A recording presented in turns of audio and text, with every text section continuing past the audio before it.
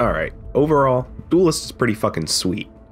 It's deep, it's fun, it puts a worthy twist on both the card game and tactics genres.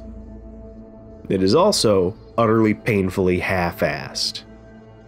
Okay, so I don't mean half-assed in the way you usually think of, as in zero effort, phoned in, cash grab BS. I mean that this game doesn't commit to anything. From its hybrid genre to its clashing art style, its neglected card game roots to its flavorless character detail, Duelyst just doesn't seem to have a firm handle on anything but its core gameplay, which, like I said, is pretty fucking good. So let's get the obvious out of the way. Right now, Hearthstone is the biggest friggin' online card game on the planet, and refusing to compare other digital card games to it is a disservice to those games, and borderline dishonest.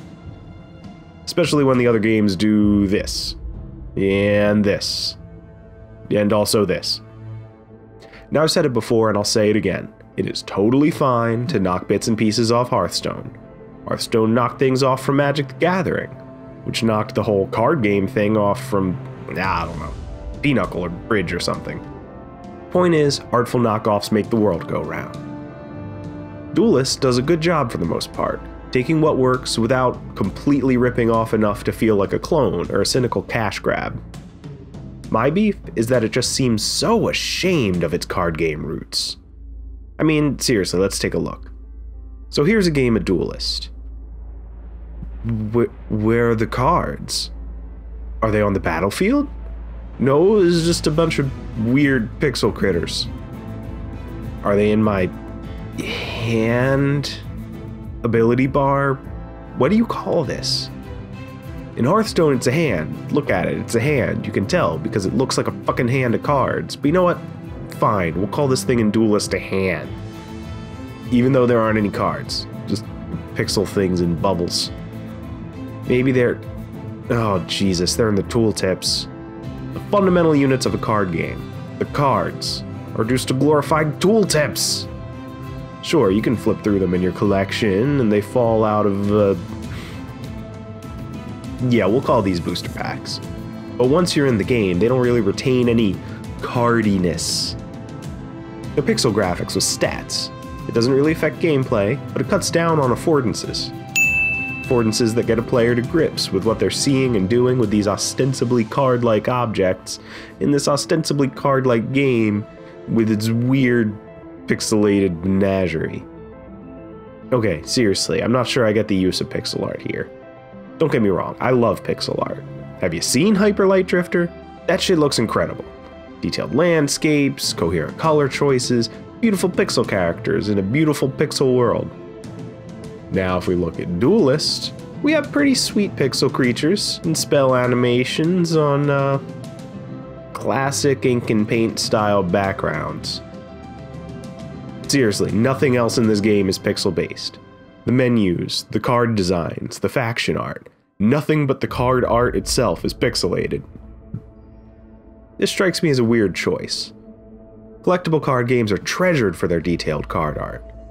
Magic the Gathering and Hearthstone players might goof off by making decks using nothing but cards from a single artist. A card's ink and paint art gives so much detail and life and character to those cards, and gives the whole game character and atmosphere. And it's doubly weird because the ink and paint work that Duelyst does have is so friggin' good. Look at this guy! Look at this guy! Look at this background, it's so epic and dangerous, and it's got lava, and the generals are full of emotion and character. Look at this guy, he's got like a DBZ scanner thing on his eye. It reminds me of games like the Banner Saga, where the ink and paint style gives every character so much life and detail and interest. Look at this kooky guy. Look how kooky he is. He's a kook. And listen, I get it. Duelyst is very much focused on the competitive scene. The developers are committed to pretty regular balance patches, to maintaining separate divisions instead of some one-size-fits-all ladder, and to cool profile badges for all kinds of achievements.